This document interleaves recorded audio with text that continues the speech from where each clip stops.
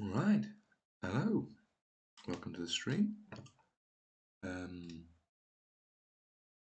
Obviously Pride and Prejudice. It is chapters. What am I looking at? It's chapter. That's chapter. Oh God, it's in Roman numerals. Why is it in Roman numerals? I think it's chapter 19. It is chapter. Yeah, it's chapter 19. Let me put that in the in Prejudice. Chapter 19.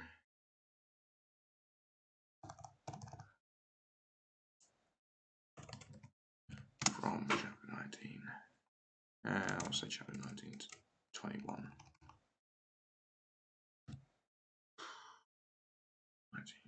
19. 2, 3, 4, 6. Let's say 25. 24. There we go. Alrighty. So.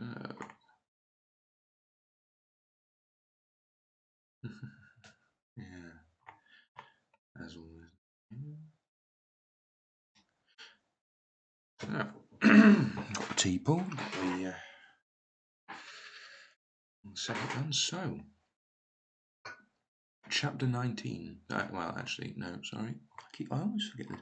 So, to briefly summarise, for anyone who is watching this out of order, why you're doing that I can't begin to imagine, but and also because it's a good habit for people who just randomly find the stream, of course.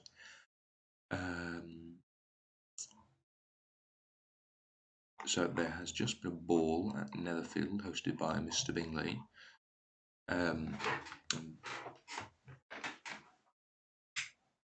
And it's become apparent to Miss Elizabeth Bennet that Mr. Collins, her cousin, actually I think he's her father's cousin, so they're not like close, but still, I mean it's 1813, so you got to cut them a bit of slack. They were interesting back then, but anyway, he is interested in pursuing her, and she is not remotely interested in him because he is, I believe the appropriate turn of phrase would be a dreadful bore.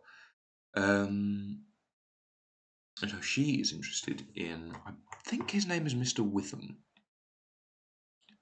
Might be it's Wickham, Mr. Wickham, who has just joined the officers' court in Meriden.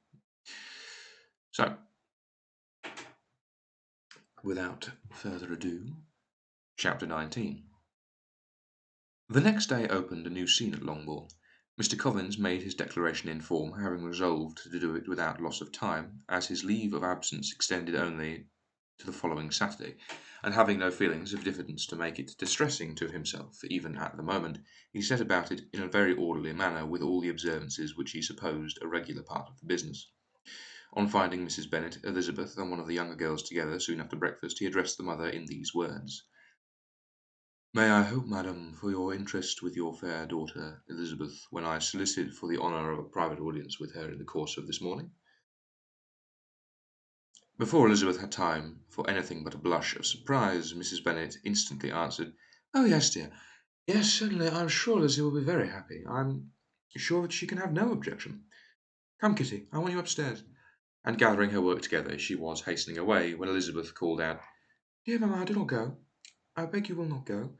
Mr. Collins must excuse me. He can have nothing to say to me that anybody need not hear. I am going away myself." "No, no, nonsense, Lizzie. I desire you will stay where you are." And upon Elizabeth's seeming really, with vexed and embarrassing looks, about to escape, she added, "Lizzie, I insist upon you staying and hearing Mr. Collins." Elizabeth would not oppose such an injunction, and a moment's consideration making her also sensible that it would be wisest to get it over as soon and as quietly as possible, she sat down again and tried to conceal by incessant employment the feelings which were divided between distress and diversion. Mrs. Bennet and Kitty walked off, and as soon as they were gone, Mr. Collins began, "Oh, God, this man does love a long speech." Believe me, my dear Miss Elizabeth, that your modesty, so far from doing you any disservice, rather adds to your perfections. You would have been less amiable in my eyes had there not been this little unwillingness. But allow me to assure you that I have your respected mother's permission for this address. You can hardly doubt the purport of my discourse, however your natural delicacy may lead you to dissemble. My attentions have been too marked to be mistaken. Almost as soon as I entered the house, I singled you out as the companion of my future life. But before I am run away with my feelings on this subject, perhaps it will be advisable for me to state my reasons for marrying, and, moreover, for coming into Hertfordshire with the design of selecting a wife, as I certainly did. I can't tell. There's some noise coming from upstairs, and I can't tell whether it's being picked up or not. I don't think it is. The idea of Mr. Collins, with all his solemn composure, being run away with by his feelings, made Elizabeth so near laughing that she could not use the short pause he allowed in any attempt to stop him farther, and he continued. My reasons for marrying are, first, that I think it a right thing for every clergyman in easy circumstance, like myself, to set the example of matrimony in his parish. Secondly, that I am convinced it will add very greatly to my happiness. And thirdly, which perhaps I ought to have mentioned earlier, that it is the particular advice and recommendation of the very noble lady whom I have the honour of calling patroness. Twice has she condescended to give me her opinion, unasked, too, on this subject, and it was but the very Saturday night before I left Hunsford, between our pools at Quadrille, while Mrs. Jenkinson was arranging Miss de Bourgh's footstool, that she said, Mr. Collins, you must marry. A clergyman like you must marry. Choose properly, choose a gentlewoman for my sake, and not for your own.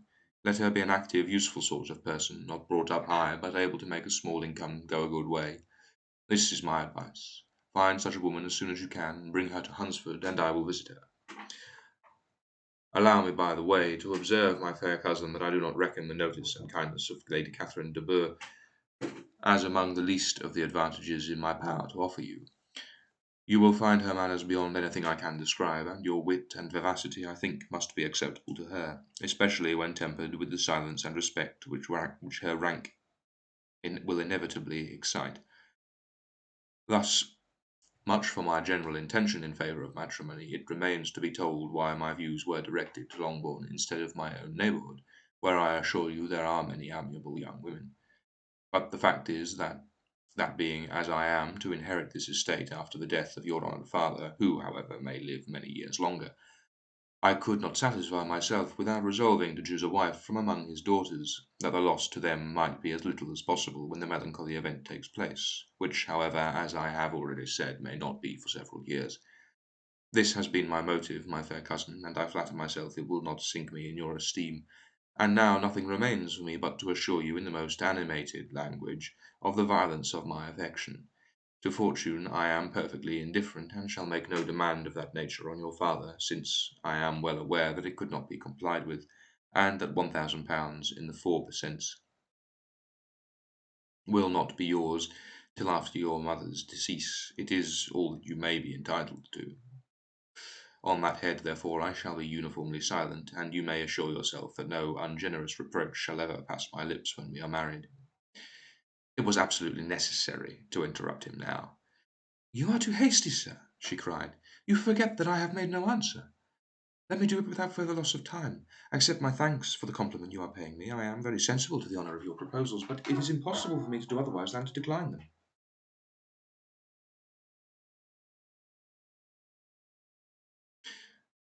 I am not now to learn, replied Mr. Collins, with a formal wave of the hand, that it is unusual with young ladies to reject the addresses of a man whom they secretly mean to accept. For the love of God, man! Oh! When he first applies for their favour, and that sometimes the refusal is repeated a second or even third time. I am therefore by no means discouraged by what you have just said, and shall hope to lead you to the altar ere long. Upon my word, sir, cried Elizabeth, your hope is rather an extraordinary one after my declaration.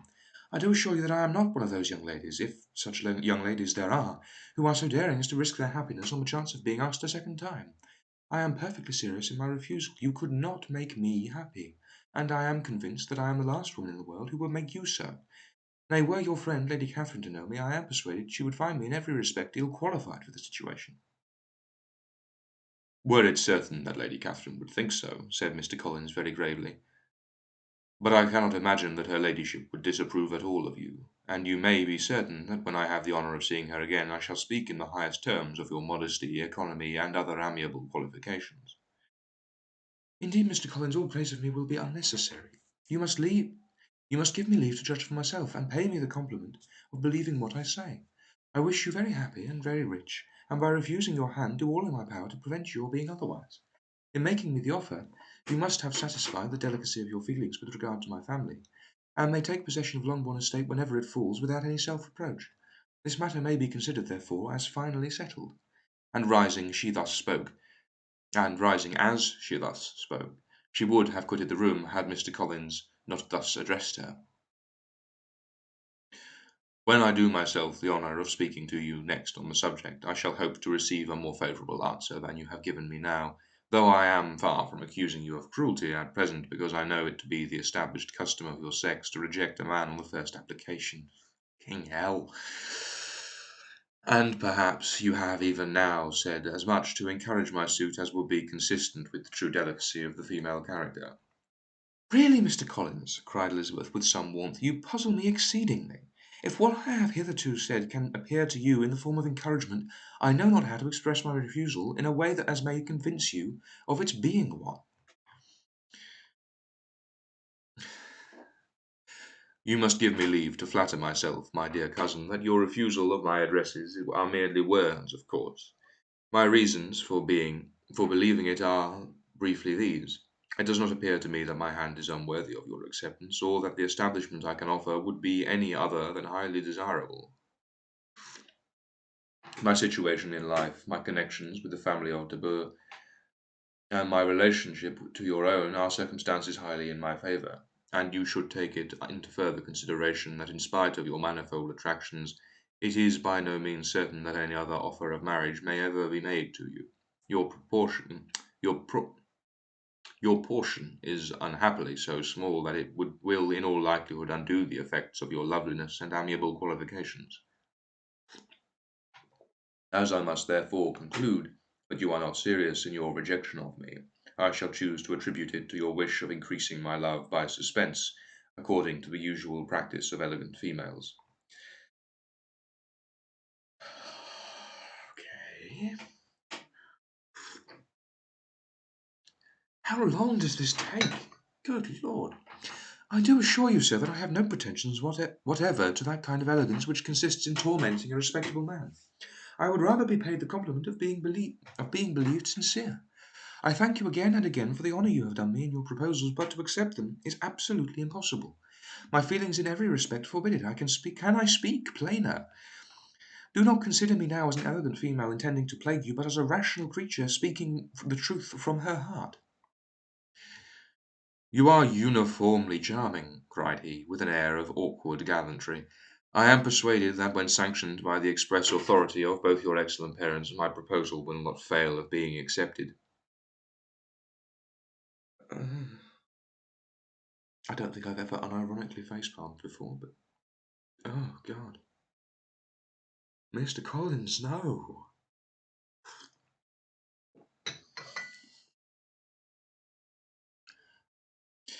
To such perseverance in wilful self-deception, Elizabeth would make no reply, and immediately and in silence withdrew, determined that if he persisted in considering her repeated refusals as flattering encouragement, to apply to her father, whose negative might be uttered in such a manner as must be decisive, and whose behaviour at least could not be mistaken for the affectation and coquetry of an elegant female.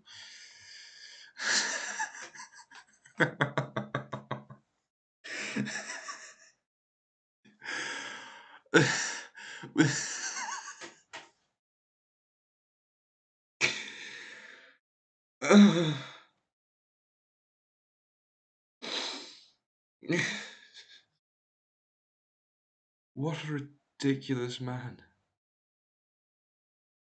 Oh, God. Right. Chapter 20. Mr. Collins was not left long to the silent contemplation of his successful love, for Mrs. Bennet, having dawdled about in the vestibule to watch for the end of the conference, no sooner saw Elizabeth open the door, and with quick step pass her towards the staircase. Then she entered the breakfast room and congratulated both him and herself in warm terms on the happy prospect of their nearer connection. Mr. Collins received and returned these felicitations with equal pleasure, and then proceeded to relate the particulars of their interview, with the result of which he trusted he had every reason to be satisfied, since the refusal which his cousin had steadfastly given him would naturally flow from her bashful modesty and the genuine delicacy of her character. This information, however, startled Mrs. Bennet. She would have been glad to be equally satisfied that her daughter had meant to encourage him by protesting against his proposals, but she dared not believe it, and could not help saying so. "But depend upon it, Mr. Collins," she added, "that Lizzie shall be brought to reason. I will speak with her about it myself directly. She is a very headstrong, foolish girl, and does not know her own interests, but I will make her know it." "Pardon me for interrupting you, madam," cried Mr. Collins, "but if she is really headstrong and foolish, I know not whether she would altogether be a very desirable wife to a man in my situation, who naturally looks for happiness in the marriage state. If therefore she actually persists in rejecting my suit, perhaps it were better not to force her into accepting me, because if liable to such defects of temper, she could not contribute much to my felicity." "Sir, you quite misunderstand me," said Mrs. Bennet aloud. "Lizzie is only headstrong in such matters as these. In everything else she is as good-natured a girl as ever lived. I will go directly to Mr. Bennet, and we shall very soon settle it with her, I'm sure." She would not give him time to reply, but hurrying instantly to her husband, called out as she entered the library, "Oh, Mr. Bennet, you are wanted immediately. We are all in an uproar. You must come and make Lizzie marry Mr. Collins, for she vows she will not have him, and if you do not make haste, he will change his mind and not have her." Mr. Bennet raised his eyes from his book as she entered, and fixed them on her face with a calm unconcern, which was not in the least altered by her communication. "I have not had the pleasure of understanding you," said he, when she had finished her speech. "Of what are you talking?" "Of Mr. Collins and Lizzie. Lizzie declares she will not have Mr. Collins, and Mr. Collins begins to say that he will not have Lizzie." "And what am I to do on the occasion? It seems a hopeless business." "Speak to Lizzie about it yourself. Tell her that you insist upon her marrying him." "Let her be called down. She shall hear my opinion."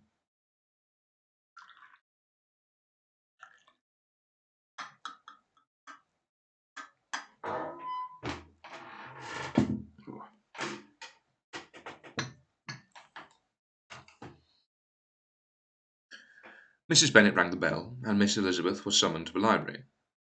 "Come here, child," cried her father as she appeared. "I have sent for you on an affair of importance. I understand that Mr. Collins has made you an offer of marriage. Is it true?" Elizabeth replied that it was.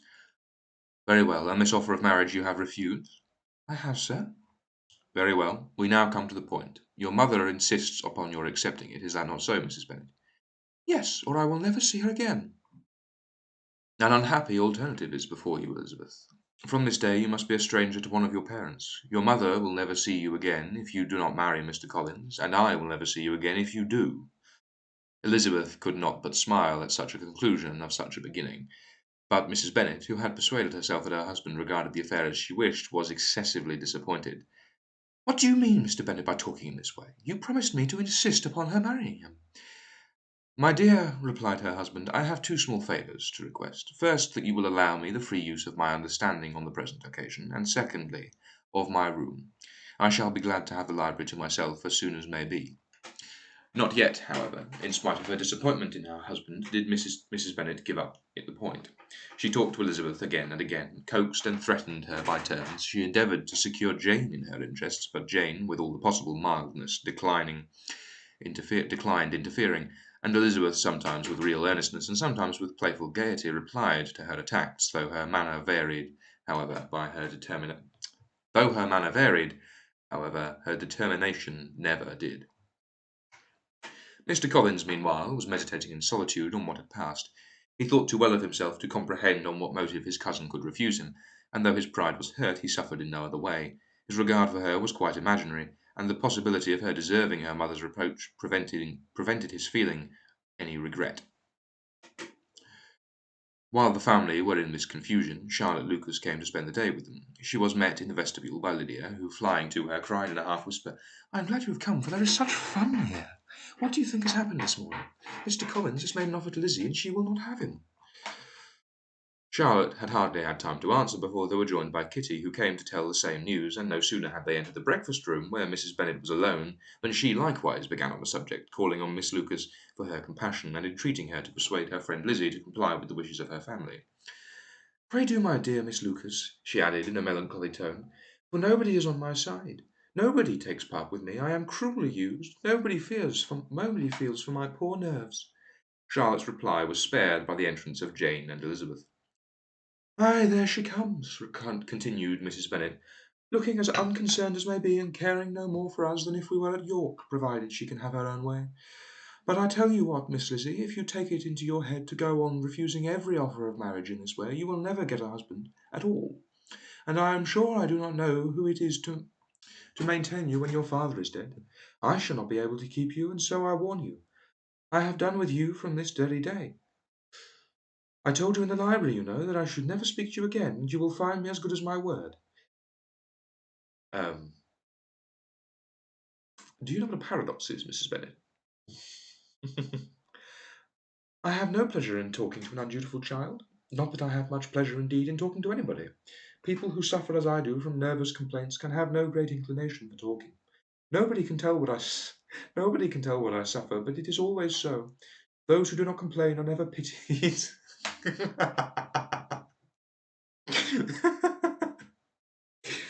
Oh dear, these are two of the best chapters I've read so far. The sheer irony in that paragraph. Oh God.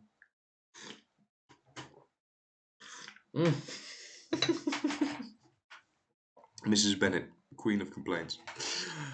Her daughters listened in silence to this effusion, sensible that any attempts to reason with or soothe her would only increase the irritation. She talked on, therefore, without interruption from any of them until they were joined by Mr. Collins, who entered with an air more stately than usual, and on perceiving whom, she said to the girls, Now I do insist upon it that you, all of you, hold your tongues and let Mr. Collins and me have a little conversation together. Elizabeth passed quietly out of the room. Jane and Kitty followed, but Lydia stood her ground, determined to hear all she could, and Charlotte, detained first by the civility of Mr. Collins, whose inquiries after her and all her family were very minute, and then, by a little curiosity, satisfied herself with walking to the window and pretending not to hear. In a doleful voice, Mrs. Bennet thus began the projected conversation. Oh, Mr. Collins! My dear madam, he replied, let us be forever silent on this point. Far be it from me, he presently continued in a voice that marked his displeasure, to resent the behaviour of your daughter. Resignation to inevitable evils is the duty of us all, the particular duty of a young man who has been so fortunate as I have been in the early preferment, and I trust I am resigned. Perhaps not the less so from feeling a doubt of my positive happiness had my fair cousin honoured me with her hand, for I have often observed that resignation is never so perfect as when the blessing denied begins to lose somewhat of its value in our estimation. You will not, I hope, consider me as showing any disrespect to your family, my dear madam, by thus withdrawing my pretensions to your daughter's favour, without having paid yourself and Mr. Bennet the compliment of requesting you to interpose your authority on my behalf. My conduct may, I fear, be objectionable in having accepted my dismission from your daughter's lips instead of your own, but we are all liable to error. I have certainly meant well through the whole affair. My object has been to secure an amiable companion for myself, with due consideration for the advantage of all your family, and if my manner has been at all reprehensible, I here beg leave to apologise. Sorry, there's illustrations. You'll see them when I go back through at the end. But he stood with his hands behind his back, and his nose is just like up in the air. It's it's a very entertaining picture. The discussion of Mr. Collins' offer was now nearly at an end, and Elizabeth had only to suffer from the uncomfortable feelings of necessarily attending it, and occasionally from some peevish allusions of her mother. As for the gentleman himself, his feelings were chiefly expressed, not by embarrassment or dejection, by trying to avoid her, but by stiffness of manner and resentful silence. He scarcely ever spoke to her, and the assiduous attentions which he had been so sensible of himself were transferred for the rest of the day to Miss Lucas, whose civility in listening to him was a seasonable relief to them all, and especially to her friend. The morrow produced no abatement in Mrs. Bennet's ill humour or ill health. Mr. Collins was also in the same state of angry pride. Elizabeth had hoped that his resentment might shorten his visit, but his plans did not appear to be in the least affected. He was always to have gone on Saturday, and to Saturday he still meant to stay. After breakfast the girls walked to Meryton to inquire if Mr. Wickham had returned, and to lament over his absence from the Netherfield ball. He joined them on their entering the town, and attended them to their aunt's, where his regret and vexation and the concern of everybody were well talked over. To Elizabeth, however, he voluntarily acknowledged that the necessity of his absence had been self-imposed. "I found," said he, as the time drew nearer, "that I had better not meet Mr. Darcy. That to be in the same room, the same party with him for so many hours together might be more than I could bear, and that the scenes might arise unpleasant to more than myself." She highly approved of his forbearance, and they had leisure for a full discussion of it, and for all the commendations which they civilly bestowed on each other, as Wickham and another officer walked back with them to Longbourn, and during the walk he particularly attended her. His accompanying them was a double advantage, she felt. She felt all the compliment it offered to herself, and it was most acceptable as an occasion of introducing him to her father and mother. Soon after their return, a letter was delivered to Miss Bennet. It came from Netherfield, and was opened immediately. The envelope contained a sheet of elegant little hot-pressed paper, well covered with a lady's fair flowing hand, and Elizabeth saw her sister's countenance change as she read it, and saw her dwelling intently on some particular passages. Jane recollected herself soon, and putting the letter away, tried to join with her usual cheerfulness in the general conversation, but Elizabeth felt an anxiety on the subject which drew her attention even from Wickham, and no sooner had he and his companion taken leave than a glance from Jane invited her to follow her upstairs. When they had gained their own room, Jane, taking out her letter, said, "This is from Caroline Bingley. What it contains has surprised me a good deal. The whole party have left Netherfield by this time, and are on their way to town without any intention of coming back again. You shall hear what she says." She then read the first sentence aloud, which comprised the information of their having just resolved to follow their brother to town directly, and of their meaning to dine that day in Grosvenor Street, where Mr. Hurst had a house. The next was in these words. Sorry, just topping up my tea. There we go.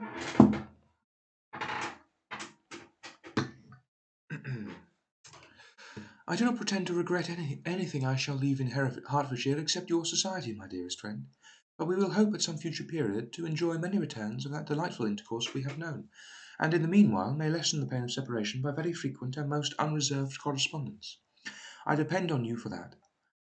To these high-flown expressions Elizabeth listened with all the insensibility of distrust, and though the suddenness of their removal surprised her, she saw nothing in it really to lament.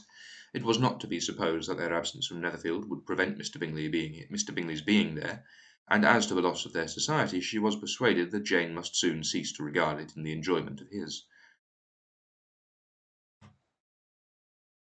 The loss of his Bingley's society, right. "Is it unlucky," she said, after a short pause, "that you should not be able to see your friends before they leave the county? Leave the country. Oh, the countryside, right, because they were gone to London. Before they should leave the country. But may we not hope that the period of future happiness to which Miss Bingley looks forward to may arrive earlier than she is aware, and that the delightful intercourse you have known as friends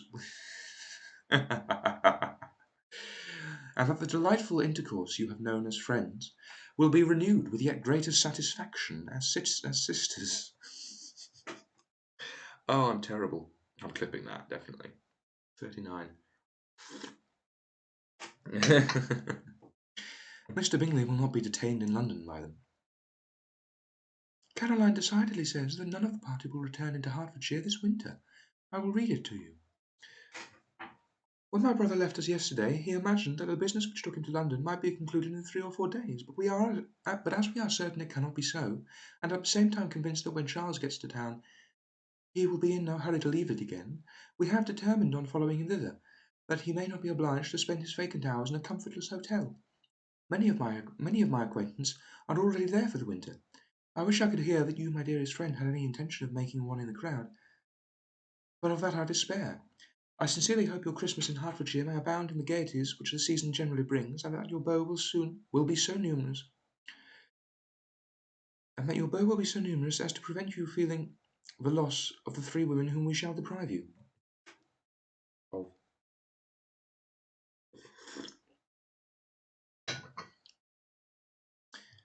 By this it is evident, added Jane, that he comes back no more this winter. It is only evident that Miss Bingley does not mean that he should. Why will you think so? It must be his own doing. He is his own master. But you do not know all. I will read you the passage which particularly hurts me. I will have no reserves from you. Mr. Darcy is impatient to see his sister, and to confess the truth, we are scarcely less eager to meet her again. I really do not think Georgina Darcy has her equal for beauty, elegance, and accomplishments, and the affection she inspires in Louisa and myself is heightened into something still more interesting from the hope we dare entertain of her being hereafter our sister. I do not know whether I ever before mentioned to you my feelings on this subject, but I will not leave the country without confiding them, and I trust you will not esteem them unreasonable. My brother admires her greatly already. He will have frequent opportunity now of seeing her on the most intimate footing. Her relations all wish the connection as much as his own, and a sister's partiality is not misleading me. I think when I call Charles the most capable of engaging any woman's heart. With all these circumstances to favour an attachment, and nothing to prevent it, am I wrong, my dearest Jane, in indulging the hope of an event which will secure the happiness of so many? What think you of this sentence, my dear Lizzie? Said Jane as she finished it. Is it not clear enough? Does it not expressly declare that Caroline neither expects nor wishes me to be her sister? That she is perfectly convinced of her brother's indifference, and that if she suspects the nature of my feelings for him, she means, most kindly, to put me on my guard. Can there be any other opinion on the subject? Yes, there can, for mine is totally different. Will you hear it? Most willingly. You shall have it in a few words. Miss Bingley sees that her brother is in love with you, and wants him to marry Miss Darcy. She follows him to town in the hope of keeping him there, and tries to persuade you that he does not care about you. Jane shook her head. Indeed, Jane, you ought to believe me.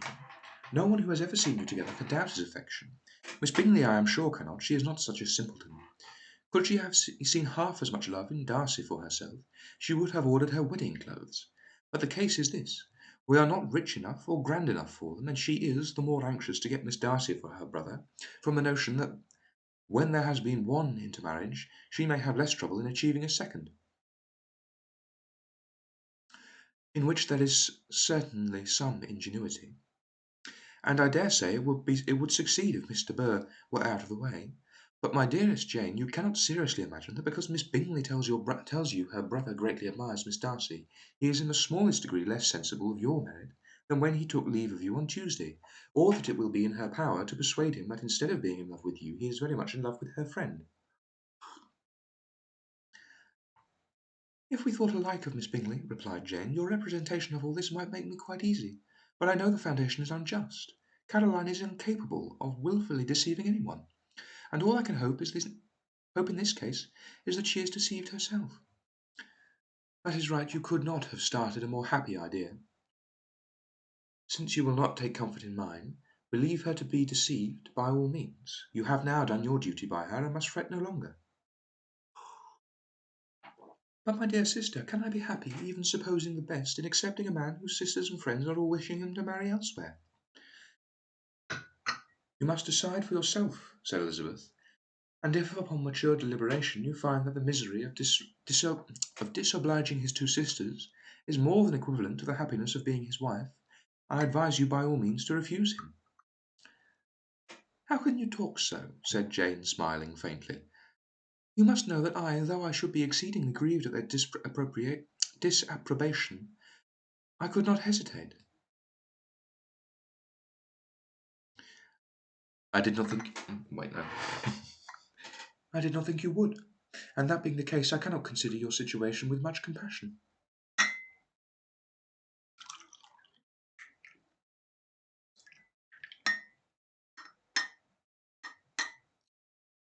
Still got tea on the old lip of the teapot. Licked it off. Very uncouth of me.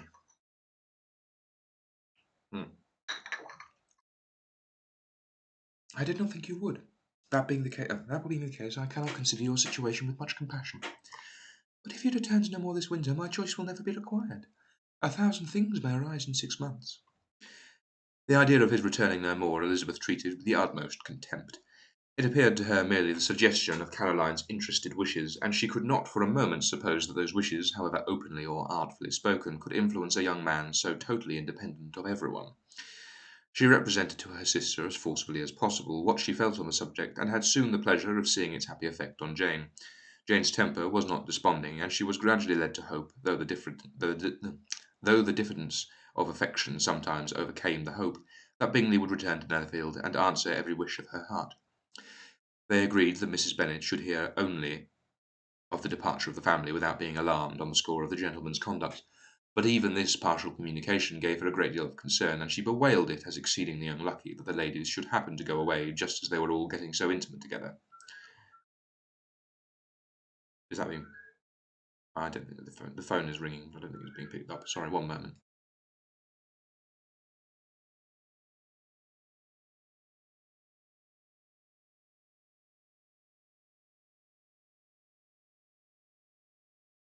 Never mind. Someone else got it.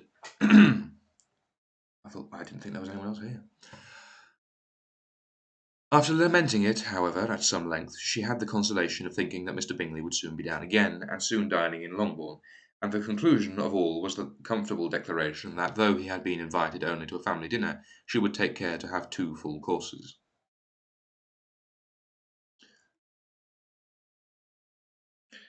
Right, what is chapter 22, 22.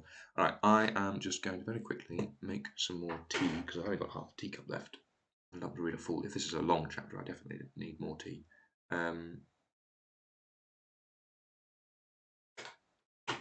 So I will be back very, very shortly. I'll actually change to the be right back this time.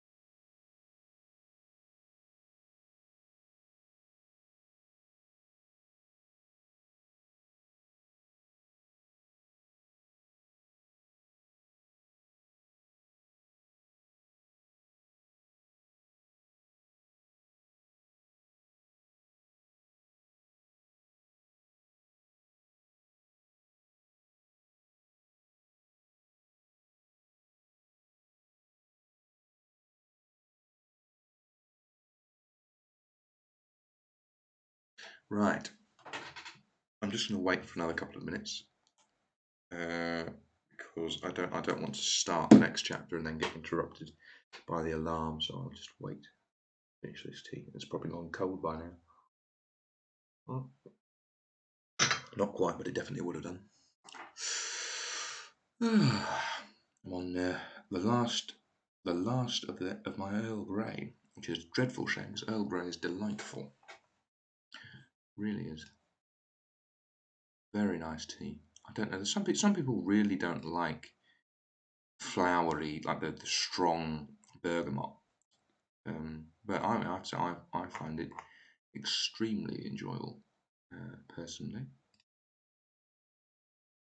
Anyway,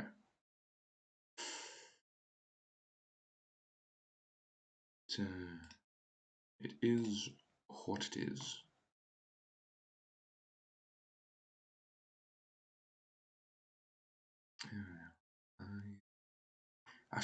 I've really enjoyed this particular section of Pride and Prejudice. It's just hilarious. I love it. I mean, aside from the fact that Mr. Collins is extremely long-winded, it does make me laugh. Oh dear. Yeah, there's just a minute left on the alarm, and then we will get on to chapter 22. I mean, if you're watching on the VOD, you probably you can literally skip this because this will be included in the tea run section, so you can just skip to reading continued.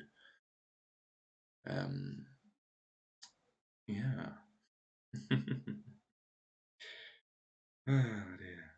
Hopefully, one day I will have enough of an audience that there'll be a couple of people that I can actually have a conversation with during these sections when I'm just sort of waiting. But at present, I'm just talking to you indirectly and to myself directly. So, oh dear.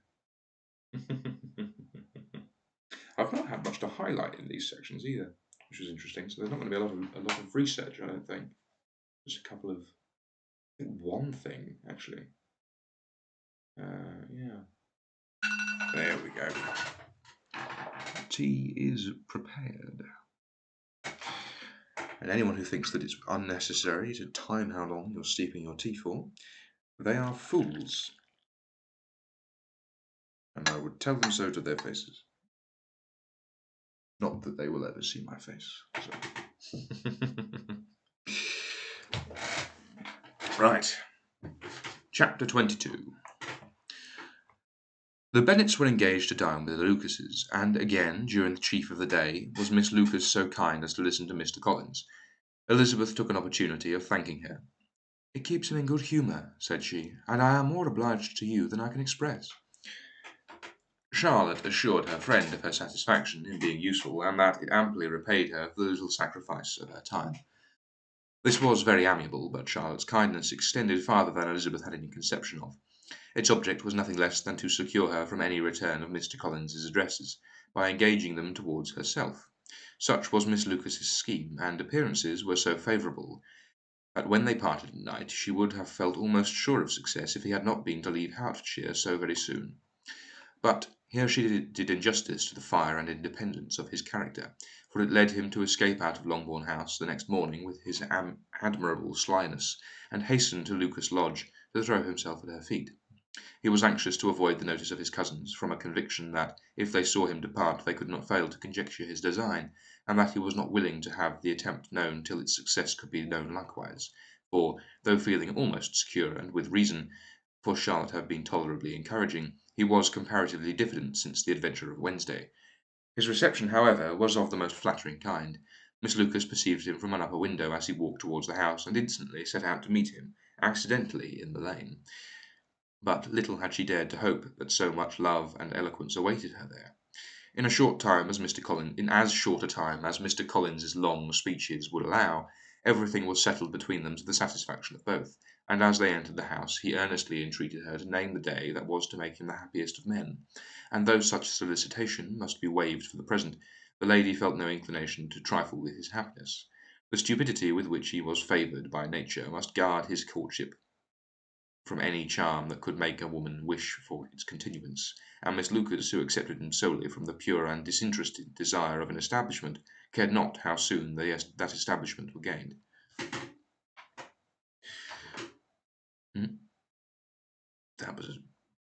I know what that meant. But, yeah. Sometimes I listen back to myself and realise that I have a better understanding from the listening than from the actual reading itself. Sir William and Lady Lucas were speedily applied to for their consent, and it was bestowed with a most joyful alacrity. Mr. Collins's present circumstances made it a most eligible match for their daughter, to whom they could give little fortune, and his prospects of the future wealth were exceedingly fair.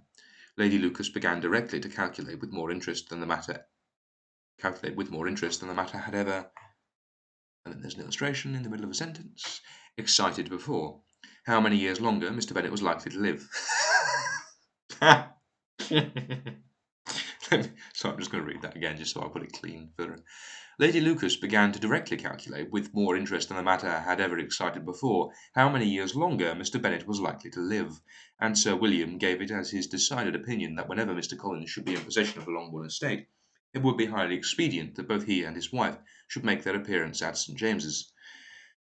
The whole family, in short, were properly overjoyed on the occasion. The younger girls formed hopes of coming out a year or two sooner than they might otherwise have done, and the boys were relieved from their apprehension of Charlotte's dying an old maid. Charlotte herself was tolerably composed. She had gained her point and had time to consider it. Her reflections were in general satisfactory. Mr. Collins, to be sure, was neither sensible nor agreeable. His society was irksome, and his attachment to her must be imaginary. But still he would be her husband. Without thinking highly of either men or of matrimony, marriage had always been her object. It was the only honourable provision for a well-educated... Oh, wait, hang on. Oops, left it on the wrong screen. That's going to be a pain when I come back to this. Ugh. Matrimony, the only honourable provision for a well-educated young woman of small fortune, and, however uncertain of giving happiness, must be their pleasantest preservative from want. This preservative she had now obtained, and at the age of 27, without having ever been handsome, she felt all the good luck of it. The least agreeable circumstance in the business was the surprise it must occasion to Elizabeth Bennet, whose friendship she valued beyond that of any other person. Elizabeth would wonder, and probably would blame her, and though her resolution was not to be shaken, her feelings must be hurt by such a disapprobation. She resolved to give her the information herself, and therefore charged Mr. Collins, when he returned to Longbourn to dinner, to drop no hint of what had passed before any of the family. A promise of secrecy was, of course, very dutifully given, but it could not be kept without difficulty, for the curiosity excited by his long absence burst forth in such very direct questions on his return as required some ingenuity to evade, and he was, at the same time, exercising great self-denial, for he was longing to publish his prosperous love. As he was to begin his journey too early on the morrow to see any of the family, the ceremony of leave-taking was performed when the ladies moved for the night, and Mrs. Bennet, with great politeness and cordiality, said how happy they should be to see him at Longbourn again whenever his other engagements might allow him to visit them. "My dear madam," he replied, "this invitation is particularly gratifying, because it is what I have been hoping to receive, and you may be very certain that I shall avail myself of it as soon as possible." They were all astonished, and Mr. Bennet, who could by no means wish for so speedy a return, immediately said, "But there is not danger of Lady Catherine's disapprobation." "But is there not danger of Lady Catherine's disapprobation here, my good sir? You had better neglect your relations than run the risk of offending your patroness." "My dear sir," replied Mr. Collins, "I am particularly obliged to you for this friendly caution, and you may depend upon my not taking so material a step without her ladyship's concurrence.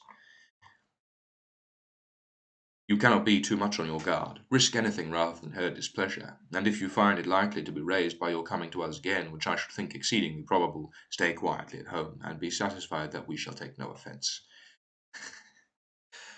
Believe me, my dear sir, my gratitude is warmly excited by such affectionate attention, and depend upon it you will speedily receive from me a letter of thanks for this, as well as for every other mark of your regard during my stay in Hertfordshire. As for my fair cousins, though my absence may not be long enough to render it necessary, I shall now take the liberty of wishing them health and happiness, and not excepting my cousin Elizabeth." With proper civilities the ladies then withdrew, all of them equally surprised to find that he meditated a quick return. Mrs. Bennet wished to understand by it that he thought of paying his addresses to one of her younger girls, and Mary might have been prevailed on to accept him. She rated his abilities much higher than any of the others. There was a solidity in his reflections which often struck her, and though by no means so clever as herself, she thought that if encouraged to read and improve himself by such an example as hers, he might become a very agreeable companion. But on the following morning every hope of this kind was done away. Miss Lucas soon called after breakfast, and in a private conference with Elizabeth related the event of the day before.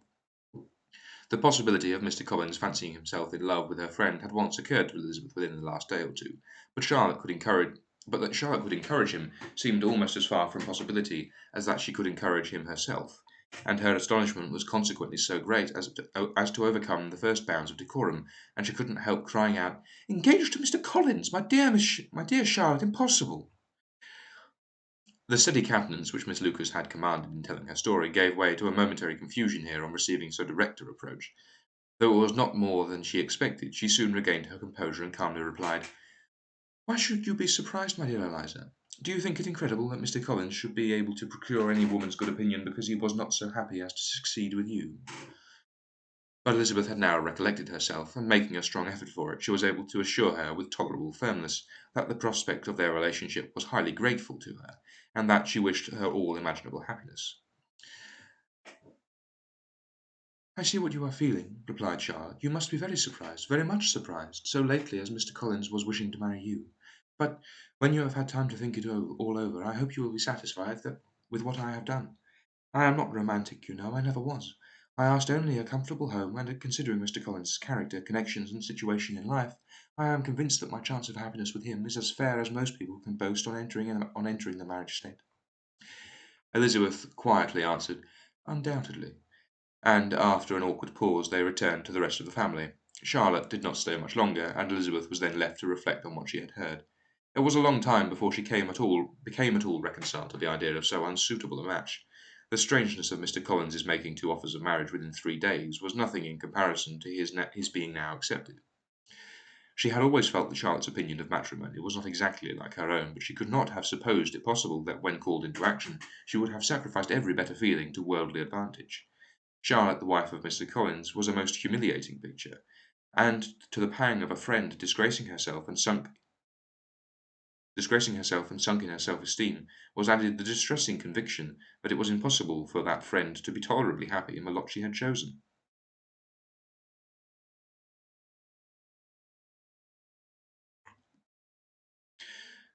Chapter 23. Elizabeth was sitting with her mother and sisters, reflecting on what she had heard, and doubting whether she was authorised to mention it, when Sir William Lucas himself appeared, sent by his daughter to announce her engagement to the family. With many compliments to them, and much self-congratulation on the prospect of a connection between the houses, he unfolded the matter to an audience not merely wondering but incredulous, for Mrs. Bennet, with more perseverance than politeness, protested he must be entirely mistaken, and Lydia, always unguarded and often uncivil, boisterously exclaimed, "Good Lord, Sir William, how can you tell such a story? Do you not know Mr. Collins wants to marry Lizzie?" Nothing less than the complacence of a courtier could have borne without anger at such treatment. But Sir William's good breeding carried him through it all, and though he begged leave to be positive as to the truth of his information, he listened to all their impertinence with the most forbearing courtesy.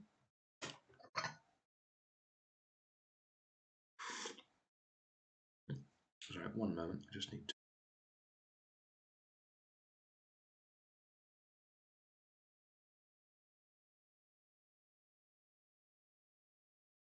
That's better.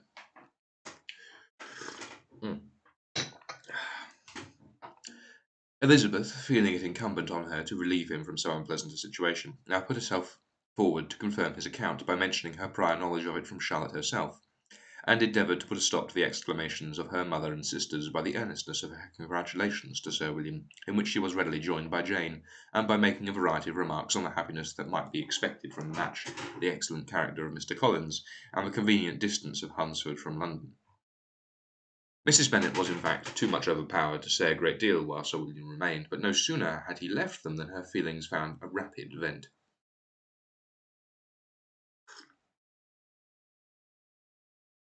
In the first place, she persisted in disbelieving the whole matter. Secondly, she was very sure that Mr. Collins had been taken in.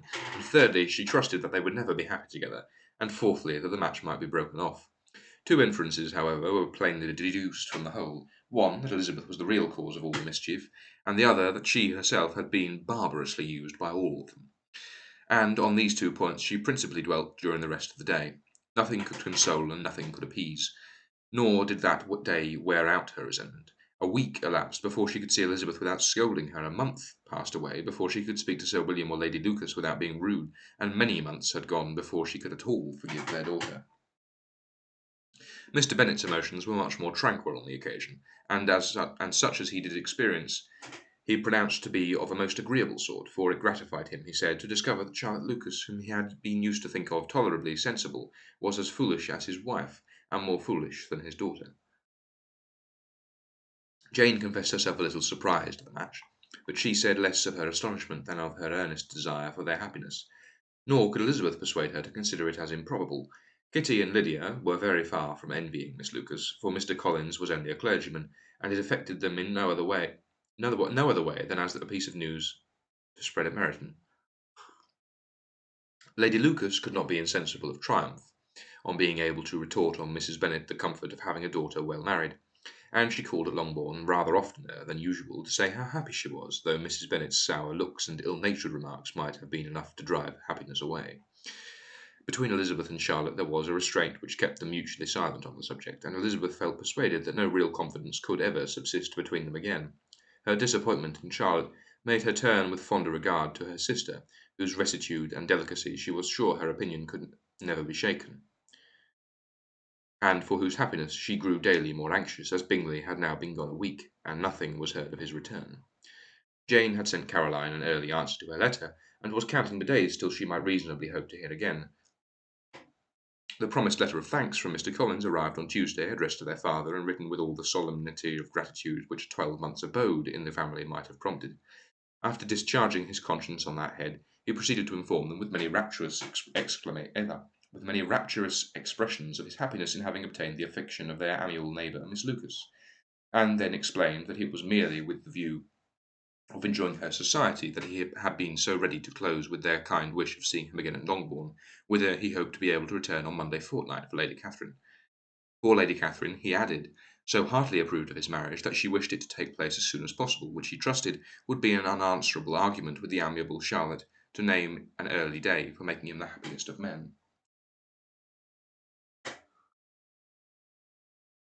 Mr. Collins' return to Hertfordshire was no longer a matter of pleasure to Mrs. Bennet.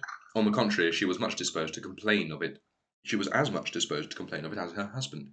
It was very strange that he should come to Longbourn instead of to Lucas Lodge. It was also very inconvenient and exceedingly troublesome. She hated having visitors in the house while her health was so indifferent, and lovers were of all people the most disagreeable.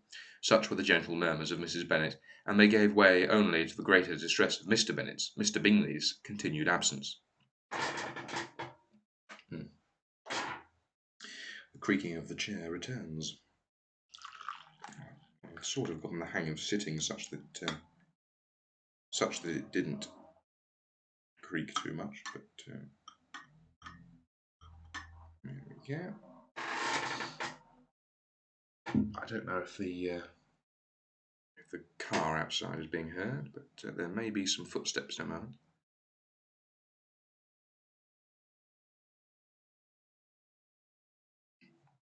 Anyway, neither Jane nor Elizabeth were comfortable on this subject. Day after day passed away without bringing any other tidings of him than the report which shortly prevailed in Meryton of his coming no more to Netherfield the whole winter, a report which highly incensed Mrs. Bennet, and which she never failed to contradict as the most scandalous falsehood. Even Elizabeth began to fear, not that Bingley was indifferent, but that his sisters would be successful in keeping him away, unwilling as she was to admit the idea so destructive to Jane's happiness, and so dishonourable to the stability of her lover. She could not prevent its frequently recurring. The united effort of his two unfeeling sisters, and of his overpowering friend, assisted by the attractions of Miss Darcy and the amusements of London, might be too much, she feared, for the strength of his attachment. As for Jane, her anxiety under this suspense was, of course, more painful than Elizabeth's, but whatever she felt, she was desirous of concealing, and between herself and Elizabeth, therefore, the subject was never alluded to. But, as no such delicacy restrained her mother, an hour seldom passed in which she did not talk of Bingley, express her impatience for his arrival, or even require Jane to confess that if he did not come back she should think herself very ill-used. It needed all Jane's steady mildness to bear these attacks with tolerable tranquillity. Mr. Cobbins returned most punctually on Monday fortnight, but his reception at Longbourn was not quite so gracious as it had been on his first introduction. He was too happy, however, to need much attention, and luckily for the others, the business of love-making relieved them from a great deal of his company. The chief of every day was spent by him at Lucas Lodge, and he sometimes returned to Longbourn only in time to make an apology for his absence before the family went to bed. Mrs. Bennet was really in a most pitiable state. The very mention of anything concerning the match threw her into an agony of ill humour, and wherever she went she was sure of hearing it talked of. The sight of Miss Lucas was odious to her. As her successor in the house, she regarded her with jealous abhorrence. Whenever Charlotte came to see them, she concluded her to be anticipating the hour of possession, and whenever she spoke in a low voice to Mr. Collins, was convinced that they were talking of the Longbourn estate, and resolving to turn herself and her daughters out of the house as soon as Mr. Bennet was dead. She complained bitterly of all this to her husband. Indeed, Mr. Bennet, it is very hard to think that Charlotte Lucas should ever be mistress of this house, that I should be forced to make way for her, and live to see her take my place in it. My dear, do not give way to such gloomy thoughts. Let us hope for better things. Let us flatter ourselves that I may be the survivor. This was not very consoling to Mrs. Bennet, and therefore, instead of making any answer, she went on as before. One moment.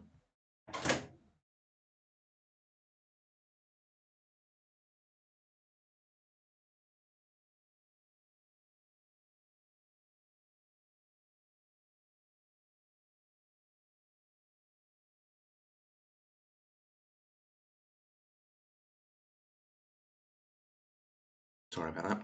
Dinner arrangements. Where was I? I cannot bear to think that they should have all this estate. If it were not for the entail, I should not mind it. What should you not mind? I should not mind anything at all. Let us be thankful that you are preserved from a state of such insensibility. I can never be thankful, Mr. Bennet, for anything about the entail. How anyone could have the conscience to entail away an estate from one's own daughters, I cannot understand, and all for the sake of Mr. Collins, too. Why should he have it more than anyone else? I leave it to you to determine, said Mr. Bennet.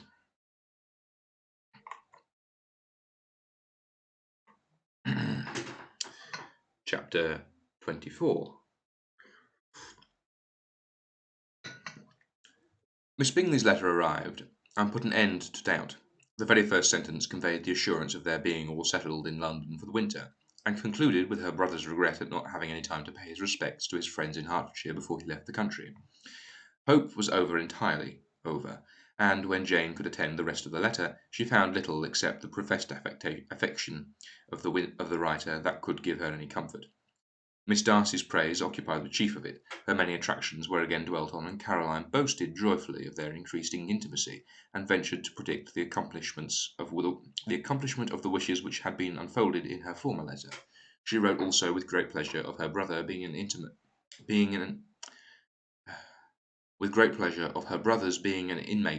of Mr. Darcy's house, and mentioned with raptures of some plans of the latter with regard to new furniture. Elizabeth, to whom Jane very soon communicated the chief of all this, heard it in silent indignation. Her heart was divided between concern for her sister and resentment against all others. To Caroline's assertion of her brother's being partial to Miss Darcy she paid no credit. That he was really fond of Jane, she doubted no more than she had ever done. And much as she had always been disposed to like him, she could not think without anger, hardly without contempt, on the easiness of temper, that want of proper resolution which now made him the slave of his designing friends, and led him to sacrifice his own happiness to the caprice of their inclinations. Had his own happiness, however, been the only sacrifice, he might have been allowed to sport with it in whatever manner he thought best. But her sister's was involved in it, and she thought he must be sensible himself. It was a subject, in short, on which reflection could be long indulged, and must be unavailing. She could think of nothing else, and yet, whether Bingley's regard had really died away or were suppressed by his friend's interference, whether he had been aware of Jane's attachment or whether it had escaped his observation. Whichever were the case, though her opinion of him must be materially affected by the difference, her sister's situation remained the same, and her peace equally wounded. A day or two passed before Jane had the courage to speak of her feelings to Elizabeth, but at last, on Mrs. Bennet's leaving them together, after a longer irritation than usual about Netherfield and its master, she could not help saying, "Whether my dear mother had more command over herself. She can have no idea of the pain she gives me by her continual reflections on him. But I will not repine. It cannot last long. He will be forgotten. We shall all be as we were." Elizabeth looked at her sister with incredulous solicitude, but said nothing. "You doubt me," cried Jane, slightly colouring. "Indeed you have no reason. He may live in my memory as the most amiable man of my acquaintance, but that is all. I have nothing either to hope or fear, and nothing to reproach him with. Thank God that I have not that pain. A little time, therefore, I shall certainly try to get the better." With a stronger voice, she soon added, "I have this comfort immediately, that it has not been more than an error of fancy on my side, and that it has done no harm to anyone but myself." "My dear Jane," exclaimed Elizabeth, "you are too good. Your sweetness and disinterestedness are really angelic. I do not know what to say to you. I feel as if I have never done you justice or loved you as you deserve."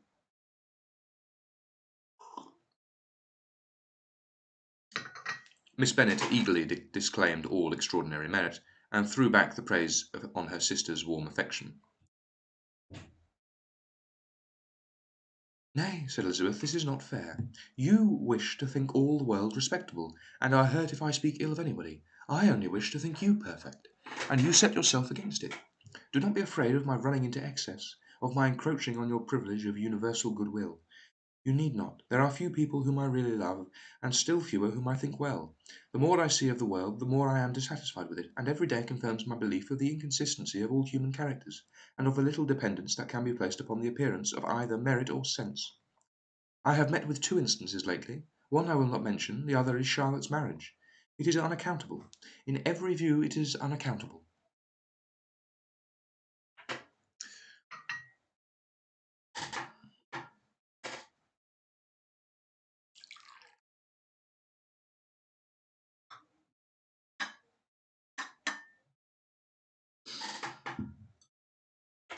"My dear Lizzie, do not give way to such feelings as these. They will ruin your happiness. You do not make allowance for difference of situation and temper. Consider Mr. Collins's respectability and Charlotte's prudent, steady character. Remember that she is one of a large family. That as to fortune, it is a most eligible match, and be ready to believe, for everyone's sake, that you may feel something like regard and esteem for our cousin. To oblige you, I would try to believe almost anything, but no one else could be benefited by such belief as this. For were I persuaded that Charlotte had any regard for him, I should only think worse of her understanding than I now do of her heart. My dear Jane, Mr. Collins is a conceited, pompous, narrow-minded, silly man. You know he is, and well as I do. You know he is as well as I do, and you must feel as well as I do that the woman who marries him cannot have a proper way of thinking. You shall not defend her, though it is Charlotte Lucas. You shall not, for the sake of one individual, change the meaning of principle and integrity, nor endeavour to persuade yourself or me that selfishness is prudence, and insensibility of danger security for happiness." "I must think your language too strong in speaking of both," replied Jane, "and I hope you will be convinced of it by seeing them happy together. But enough of this. You alluded to something else. You mentioned two instances. I cannot misunderstand you, but I entreat you, my dear Lizzie, do not pain me by thinking that person to blame, and saying your opinion of him is sunk. I must not be so ready to fancy ourselves intentionally injured.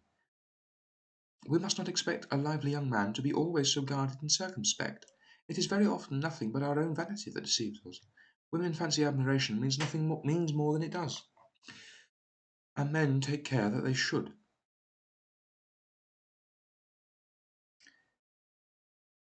If it is designedly done, they cannot be justified. But I have no idea of there being so much design in the world as some persons imagine.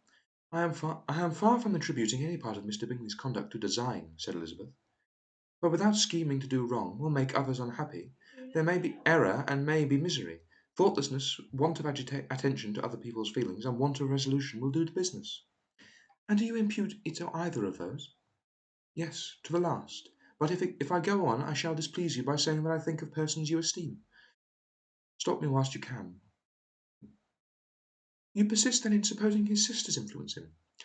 Yes, in conjunction with his friend. I cannot believe it.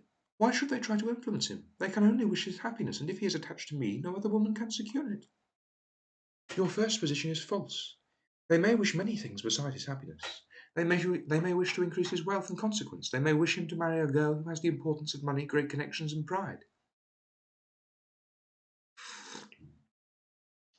Beyond a doubt they wish him to choose Miss Darcy, replied Jane, but this may be from better feelings than you are supposing.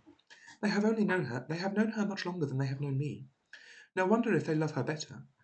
But whatever may be their own wishes, it is very unlikely that they should have opposed their own brothers. What sister would think herself at liberty to do it, unless there was something very objectionable? If they believe him attached to me, they would not try to part us. If he were so, they could not succeed. By supposing such an affection, you make everybody acting unnaturally and wrong, and me most unhappy. Do not distress me by the idea. I am not ashamed of having been mistaken, or at least it is slight. It is nothing in comparison of what I should feel in thinking ill of him or his sisters. Let me take it in the best light, in the light which it may be understood. Elizabeth could not oppose such a wish, and from this time Mr. Bingley's name was scarcely ever mentioned between them. Mrs. Bennet still continued to wonder and repine at his returning no more, and though a day seldom passed in which Elizabeth did not account for it clearly, there seemed little chance of her ever considering it in less perplexity. Her daughter endeavoured to convince her of what she did not believe herself, that his attentions to Jane had merely been the effect of a common transient liking, which ceased when he saw her no more. But though the probability of the statement was admitted at the time, she had the same story to repeat every day. Mrs. Bennet's best comfort was that Mr. Bingley must be down again in the summer. Mr. Bennet treated the matter differently. "So, Lizzie," said he one day, "your sister is crossed in love, I find. Congratulate her. Next to being married, a girl likes to be crossed in love a little now and then.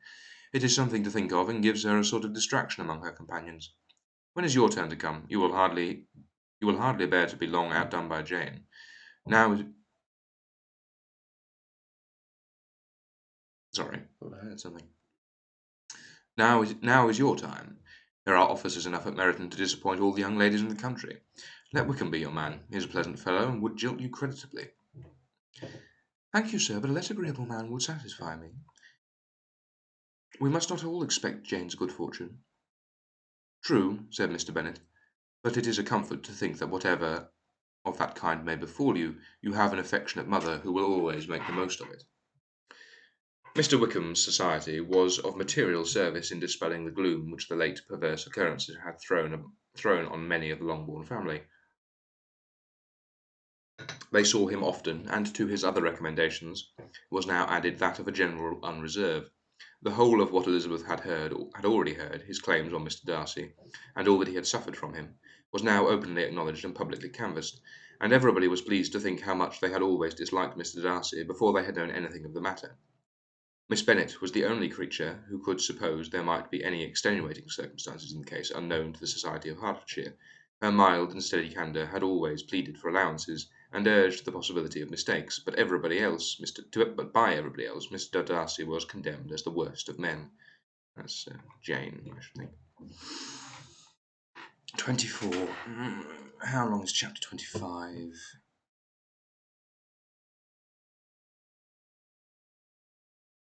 Very, very short, looks like. Page 51 to page 10 pages. Okay, I'll do chapter 25. After a week spent in professions of love and schemes of felicity, Mr. Collins was called from his amiable Charlotte by the arrival of Saturday.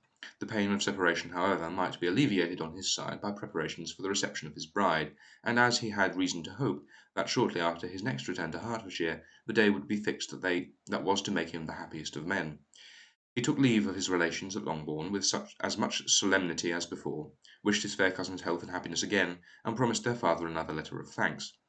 On the following Monday, Mrs. Bennet had the pleasure of receiving her brother and his wife, who came as usual to spend the Christmas at Longbourn. Mr. Gardiner was a sensible, gentlemanlike man, greatly superior to his sister, as well by nature as education.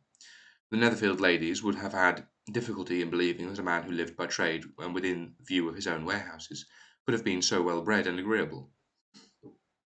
Mrs. Gardiner, who was several years younger than Mrs. Bennet and Mrs. Phillips, was an amiable, intelligent, elegant woman, and a great favourite with her Longbourn nieces. Between the two eldest and herself especially there subsisted a very particular regard. They had frequently been staying with her in town. The first part of Mrs. Gardiner's business on her arrival was to distribute her presents and describe the newest fashions. When this was done, she had a less active part to play. It became her turn to listen. Mrs. Bennet had many grievances to relate, and much to complain of. They had all been very ill used since she last saw her sister. Two of her girls had been on the point of marriage, and after all of that there was nothing. "I do not blame Jane," she continued, "for Jane would have got Mr. Bingley if she could. But Lizzie, oh sister, it is very hard to think that she might have been Mr. Collins's wife by this time, had it not been for her own perverseness. He made her an offer in this very room, and she refused him. The consequence of it is that Lady Lucas will have a daughter married before I have, and that the Longbourn estate is just as much entailed as ever. The Lucases are very artful people indeed, sister. They are all for what they can get. I am sorry to say of it, and I am sorry to say it of them, but so it is. It makes me very nervous and poorly to be thwarted so in my own family, and to have neighbours who think of themselves before anybody else. However, your coming just at this time is the greatest of comforts, and I am very glad to hear what you tell us of long sleeves."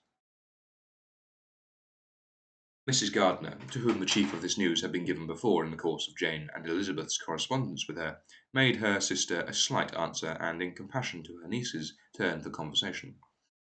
When alone with Elizabeth afterwards, she spoke more on the subject. "It seems likely to have been a desirable match for Jane. I am sorry it went off, but these things happen so often.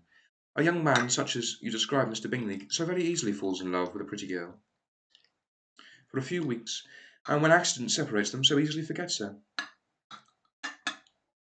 That these sorts of inconsistencies are very frequent.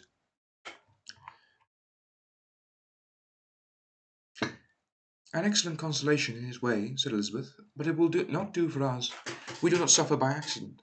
It does not often happen that the interference of friends will persuade a young man of independent fortune to think no more of a girl whom he was violently in love with only a few days before. But that expression, violently in love, is so hackneyed, so doubtful, so indefinite, that it gives me a very little idea. It is as often applied to feelings which arise only from a half-hour's acquaintance as to a real strong attachment. Pray, how violent was Mr. Bingley's love?" Sorry. "But that expression of violently in love is so hackneyed, so doubtful, so indefinite, that it gives me a very little idea. It is as often applied to feelings which arise only from a half-hour's acquaintance as to a real strong attachment. Pray, how violent was Mr. Bingley's love?" "I never saw a more promising inclination. He was growing quite inattentive to other people, and wholly engrossed by her. Every time they met it was more decided and remarkable. At his own ball he offended 2 or 3 young ladies by not asking them to dance, and I spoke to him twice myself without receiving an answer. Could there be finer symptoms? Is not general incivility the very essence of love? Oh yes, that kind of love which I suppose him to have felt. Of that kind of love which I suppose him to felt. Poor Jane! I am sorry for her, because with her disposition she may not get over it immediately. It had better have happened to you, Lizzie. You would have laughed yourself out of it sooner. But do you think she would be prevailed on to go back with us? Change of scene might be of service, and perhaps a little relief from home might be as useful as anything. Elizabeth was exceedingly pleased with this proposal, and felt persuaded of her sister's ready acquiescence. "I hope," added Mrs. Gardiner, "that no consideration with regard to this young man will influence her. We live in so different a part of town, all our connections are so different, and as you well know, we go out so little, that it is very improbable that they should meet at all, unless he really comes to see her. And that is quite impossible, for he is now in the custody of his friend, and Mr. Darcy would no more suffer him to call on Jane than in such a part of London. My dear aunt, how could you think of it? Mr. Darcy may perhaps have heard of such a place as Gracechurch Street, but he would hardly think a month's ablution enough to cleanse him from its impurities, were he to enter it. And depend upon it, Mr. Bingley never stirs without him. so much the better. I hope they will not meet at all. But does not Jane correspond with his sister? She will not be able to help calling. She will drop the acquaintance entirely. But in spite of the certainty in which Elizabeth affected to place this point, as well as the still more interesting one of Bingley's being withheld from seeing Jane, she felt a solicitude on the subject which convinced her on examination that she did not consider it entirely hopeless. It was possible, and sometimes she thought it probable, that his affection might be reanimated, and the influence of his friends successfully combated by the more natural influence of Jane's attractions. Miss Bennet accepted her aunt's invitation with pleasure, and the Bingleys were no otherwise in her thoughts at the same time than as she hoped by Caroline's not living in the same house with her brother, she might occasionally spend a morning with her, without any danger of seeing him. The Gardiners stayed a week at Longbourn, and what with the Phillipses and Lucases and the officers, there was not a day without its engagement. Mrs. Bennet was so carefully provided for the entertainment of her brother and sister that they did not once sit down to a family dinner. When the engagement was for home, some of the officers always made part of it, of which officers Mr. Wickham was sure to be one, and on these occasions Mrs. Gardiner, rendered suspicious by Elizabeth's warm recommendation of her, narrowly observed them both. Without supposing them, from what she saw, to be very seriously in love, their preference for each other was plain enough to make her a little uneasy, and she resolved to speak to Elizabeth on the subject before she left Hertfordshire, and represent to her the imprudence of encouraging such an attachment.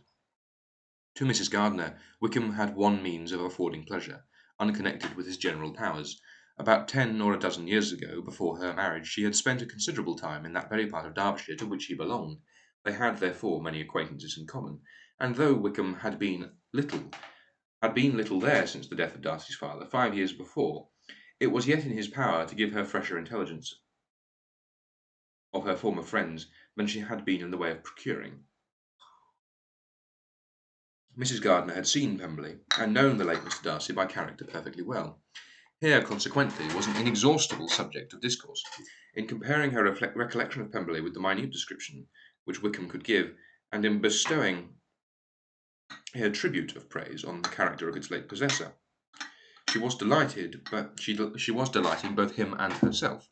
On being made acquainted with the present Mr. Darcy's treatment of him, she tried to remember something of that gentleman's reputed disposition when quite a lad, which might be agreed with, and was confident at last that she recollected having heard Mr. Fitzwilliam Darcy formerly spoken of as a very proud, ill-natured boy.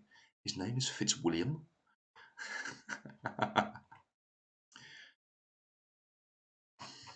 Right.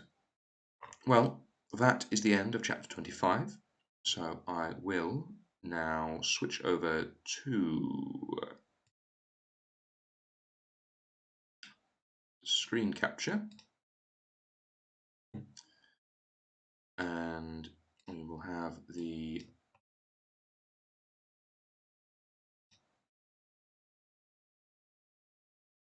there we go. We will have this open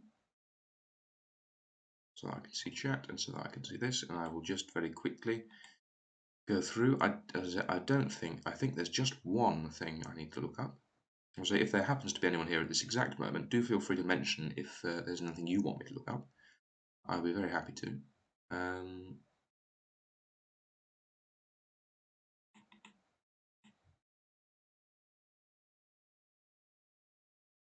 There's one. Disapprobation.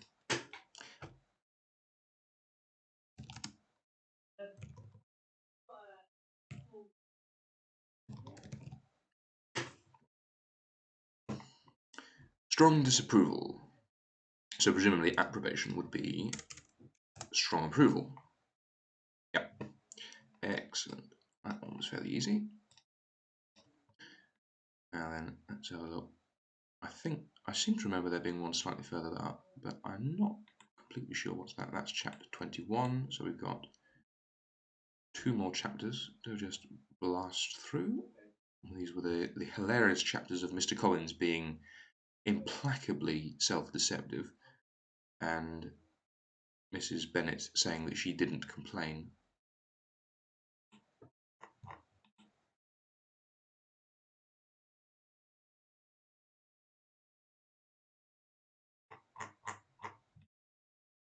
I think that actually, is the I think I've gone past it.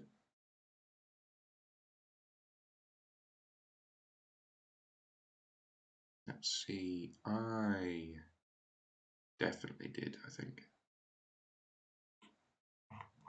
There we go. Oh, that's this is chapter 19. Yeah. So next time I will be on chapter 26, I believe, which is that's chapter 24, chapter 26. There we go. Excellent. Right. Well, let's get you open here and switch the screen capture to Google. Get the logic puzzles open and jump onto chat suggestions. And then I will just very quickly change the timer to 30 minutes. And I'm just going to quickly nip to the loo. I will be right back.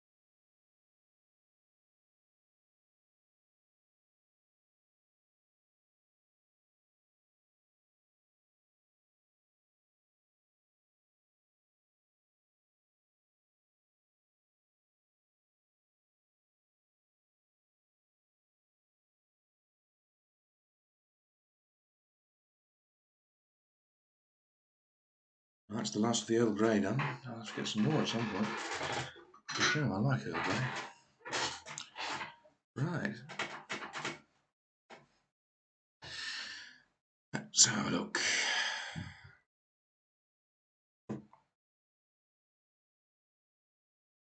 Oh, easy indeed. Well, it's not easy, it's moderate. The stock that sold for 26 was either ABTR or the energy stock. So ABTR is not energy. And 26, yeah, no, that doesn't work. All right. Telecom was $2 per share more than ABTR. Let's see, Telecom was $2 more than ABTR. Healthcare wasn't purchased by Heathcliff. Heathcliff is not healthcare. GXTV, the utility stock, the stock Heathcliff bought, the stock Francine bought, the stock Abigail bought, and the stock that sold for $28 per share were all different stocks. Okay, so, right, 28 is not GXTV. 28 is not utilities. 28 is not Heathcliff. 28 is not Francine. Is not Abigail. Yeah. And then let's go up one. Abigail is not GXTV. Heathcliff is not GXTV and Francine. And then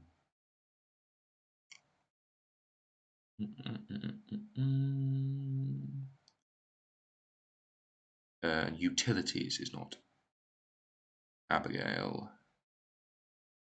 GXTV is not utilities. And utilities is not Abigail, is not Francine, is not Heathcliff. I think that covers all of them. Yeah, it does.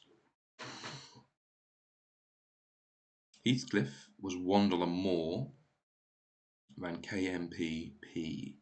So KMPP, Heathcliff, and KMPP is not Heathcliff.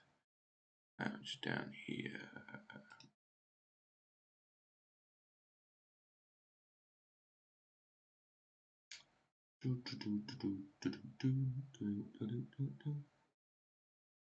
Heathcliff was $5 more, $5 less than JMO. Heathcliff was $5 less, so 1, 2, 3, 4, 5. JMO, 1, 2, 3, 4, 5. I believe that's right. 1, 2, 3, 4, 5. Yeah, which means Heathcliff has to be 26, which means that JMO has to be 31, which is some nice progress. Right. Which means that Heathcliff is not JMO, of course. Heathcliff is not KPP. Heathcliff is not JMO. Of the financial stock, the telecom stock, one sold for 30 and the other was PSTO. So 30 is not PSTO. And financial telecom stock. Okay. Let's see.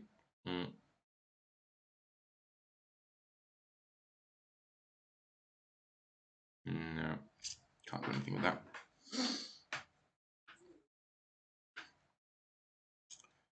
The stock Delilah bought was $3 per share more expensive than the stock Ida May bought. Stock that Delilah bought was $3 per share more than the stock that Ida May bought. Right. ABTR was per share more expensive than the stock Charlie was more. ABTR was more than Charlie. Heathcliff was 3 more. Stock Heathcliff bought was $3 per share less expensive than Edith. 1, 2, 3. Edith. That's good.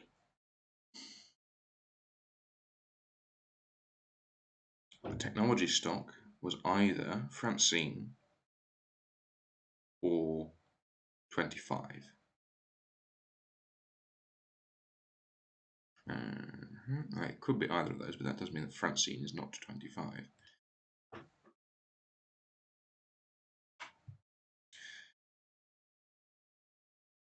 Let's see. KMPP was either Francine or energy. So Francine is not energy. KMPP is either Francine or energy. KMPP could still be either of those.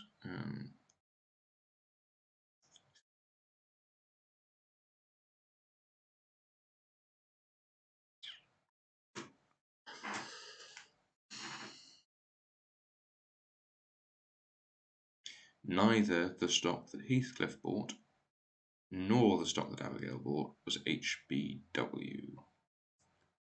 HBW is not Abigail or Heathcliff. Now we go from the top.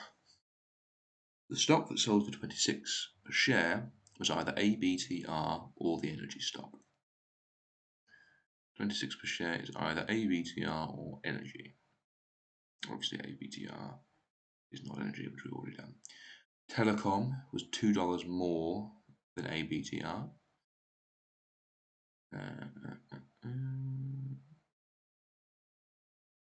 Telecom was $2 more. Well, that has to be up here now since ABTR can't be 25.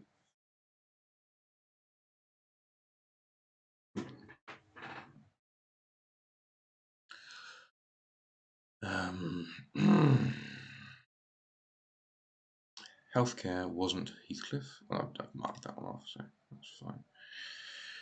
GXTV, they're all different. I've done that one. Heathcliff was $1 per share more than KMPP. Okay, so KMPP is 25. And that means that, where was it?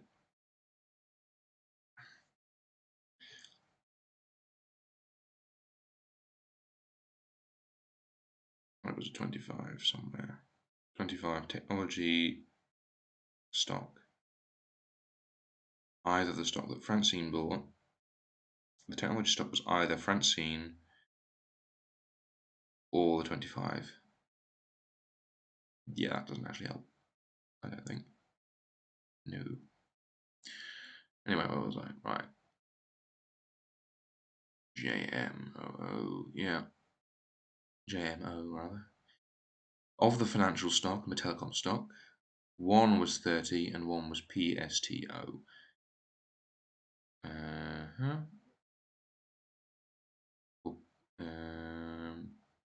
Telecom and financial.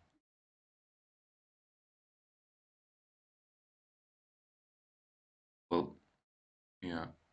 Telecom. One is 30, one is PSTO. PSTO. Yeah, no, I can't do anything with that, I don't think. Oh, dear.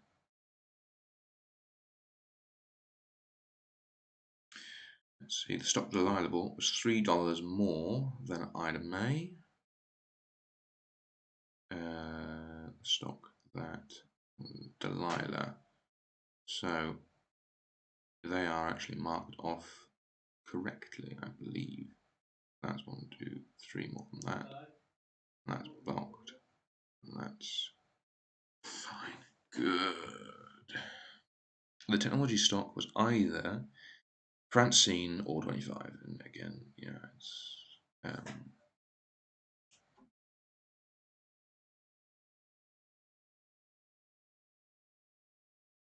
KMPP is either Francine or Energy.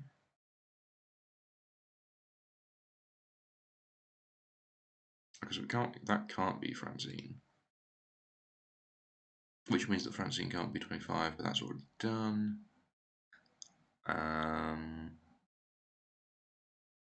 None of these can be Heathcliff, which means that none of these can be 26. So these four, yeah, they can't be Heathcliff. Let's see, that's 29. That is Edith. So Edith cannot be that one and cannot be that one.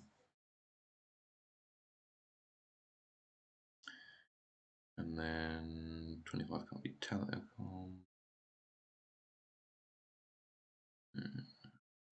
Yeah. Neither the stock Heathcliff bought nor the stock Abigail bought was HBW, which I believe I have marked off down here. Yeah.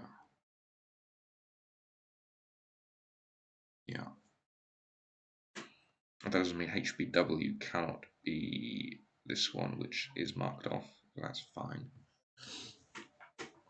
Right. The stock sold for 26 was either ABTR or Energy. Again, I don't think I can narrow that down at all. Although, let me see.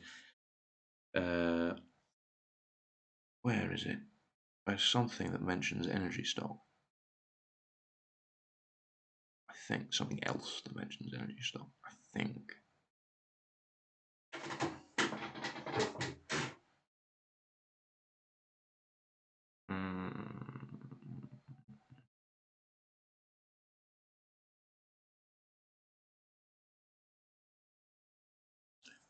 Well,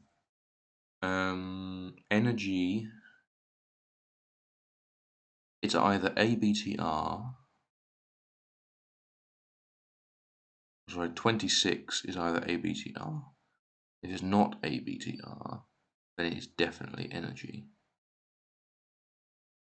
Which means that energy cannot be any of these four. Which means that, yeah, so these four. Energy cannot be that, can't be that, can't be that, can't be that. Because it's, yeah, if it's not ABTR, or if 26, no, wait, that's not right. 26 cannot be, yeah, no, energy can't be any of them.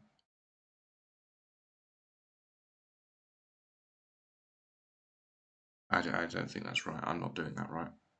There is a way of. Anyway.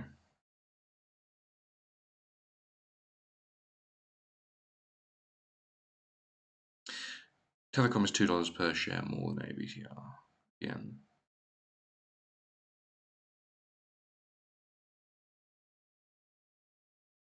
Yeah, again, I can't do anything with that.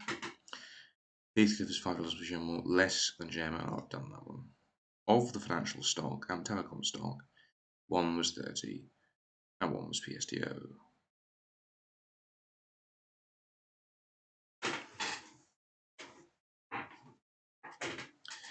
Which means that neither telecom nor financial can be this one, because it's either PSTO or 30.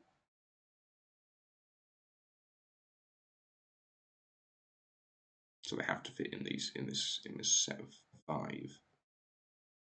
It also means that neither financial nor telecom can be ABTR.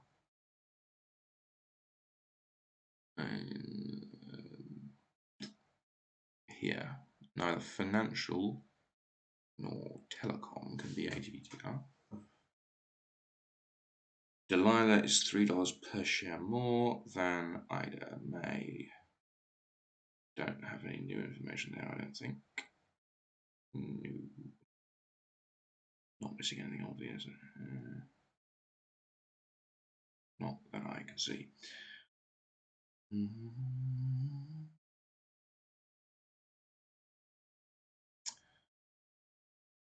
ABTR has to be more than Charlie. Yeah, but Charlie can be 25, so ABTR can be anything. ABTR cannot be higher than 29, which means Charlie can't be higher than 28.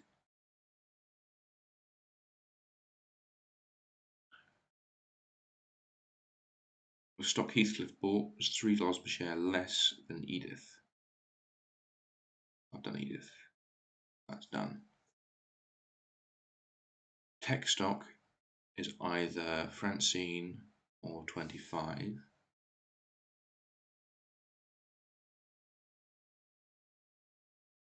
Well, tech stock isn't 25. We established that from something else, which means that it is Francine. In here. Which means that tech stock can only be 27, 30, or 31.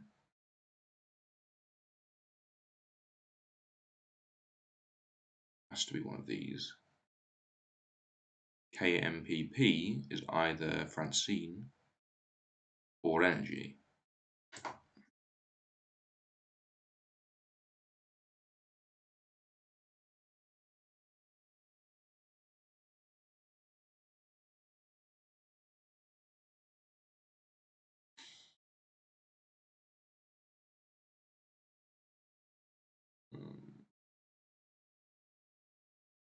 Which means that energy is either 25 or one of these three. So it's, let's see, it can't be that one.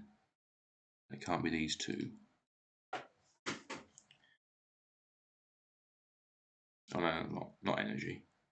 Yes, energy.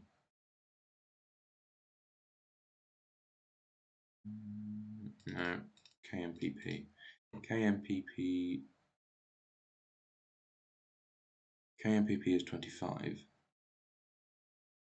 Yeah, which means that energy is either 25 or it's one of the ones that Francine. Yeah, no, that was right. I was right.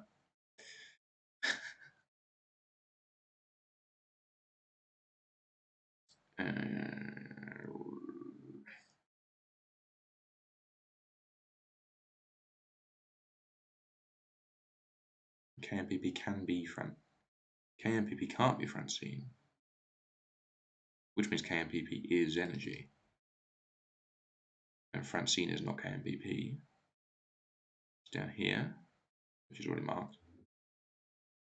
I don't know, ages ago apparently.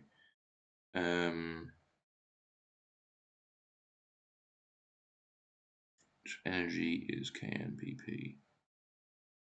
There we go. Which means that, yeah,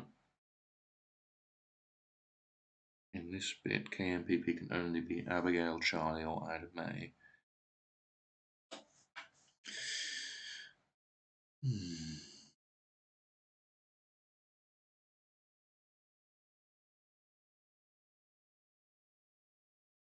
The technology stock is either Francine or 25, but it can't be 25 anymore, so the technology stock is Francine.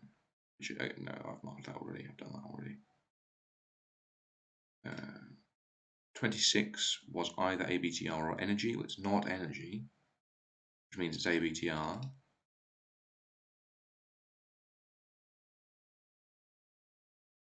Which means that telecom was $2 more than ABTR. Telecom is 1, 2. Means the telecom is 28.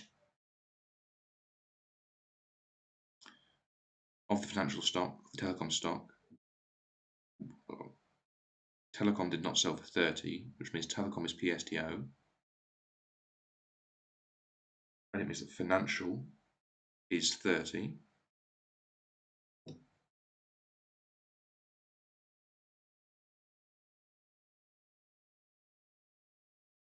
Which means that Heathcliff and Edith, neither Heathcliff nor Edith, are energy, telecom, or financial.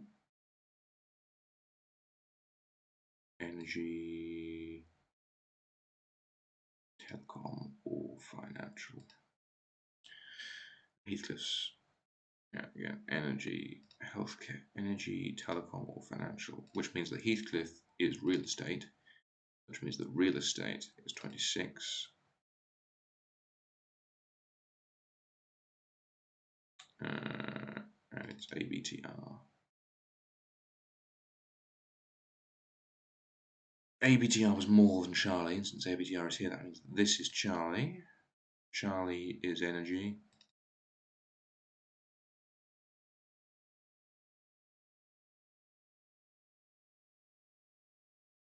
We know that 28 is telecom. We know that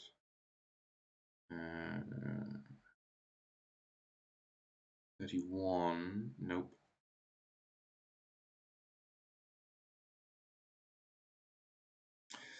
Let's see.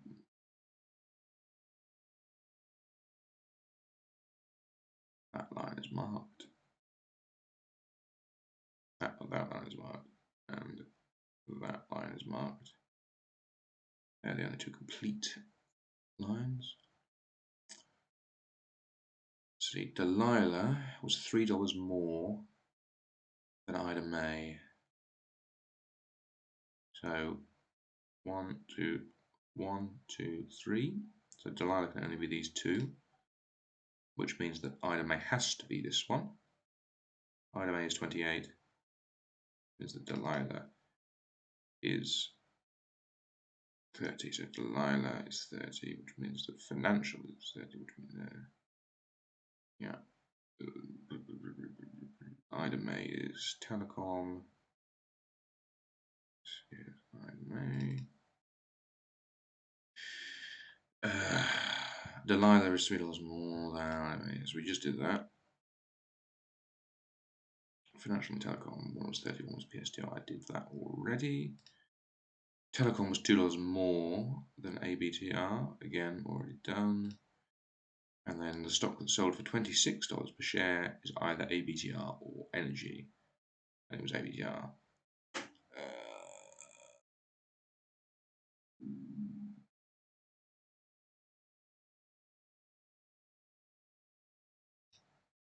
I feel like I must have missed something in the clues.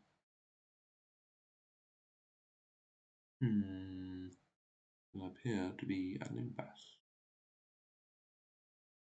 Let's just go through. So that line is full. That line is full. That line is full. That line is full. We know that Delilah and financial.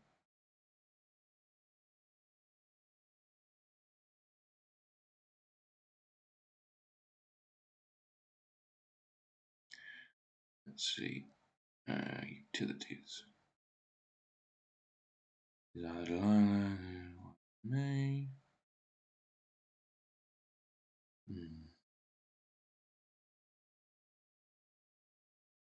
Bring these all back and go through them one by one again. Let's see. Oh, I'm actually finished this for once inside the time allotted. 26 is either ABTR or energy. No.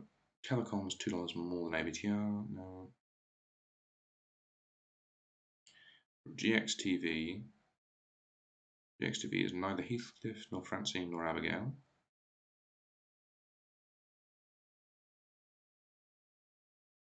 It's not 28, which is Ida May. And it's not neither utilities nor it's just utilities. It's not utilities. GXTV is not utilities, which means that doesn't mean a lot. Heathcliff is one dollar more than KMPP. We know what Heathcliff is. ABTR. ABTR is more than Charlie. Telecom. We know what Charlie is. Telecom is more than ABTR. So yeah, so Telecom isn't Charlie, but that doesn't help because we know that Telecom isn't Charlie.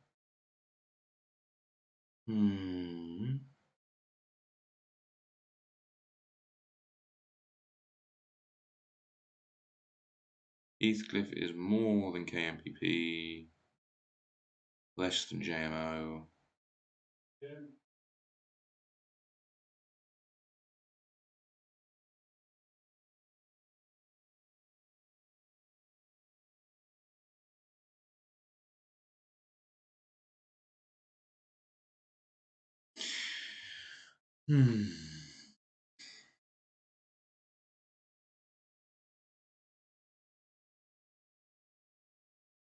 Heathcliff is less than Edith, we know.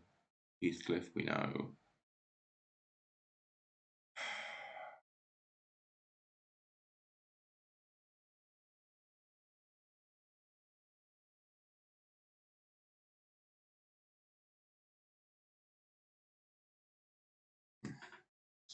Abigail is either JMO or QMZ.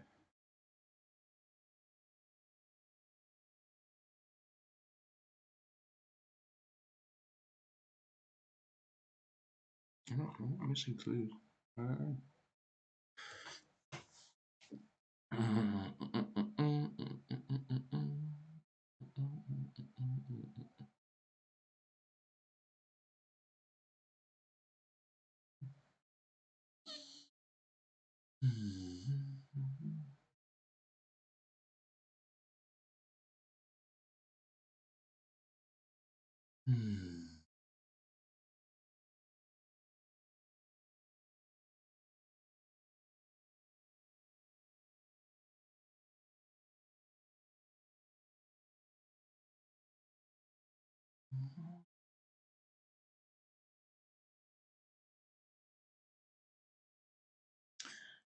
GXTV.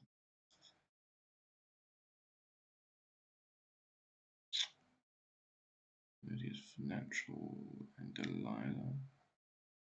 29 is Edith.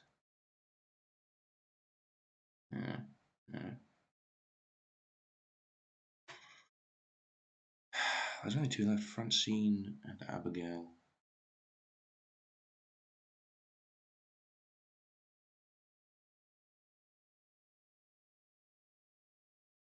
Francine's out. No, not Francine. Yeah, Francine. I was just looking at tech is either Francine or 25.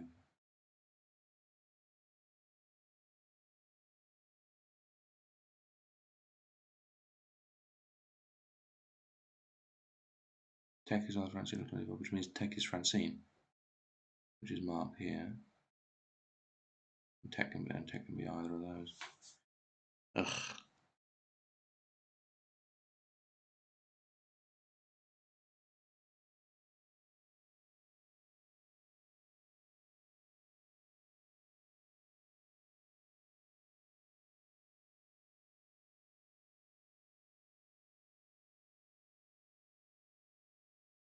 I am stumped. Annoyingly.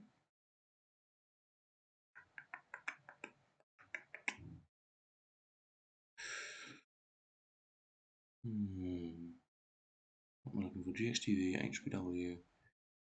QMZ just doesn't even get mentioned by them.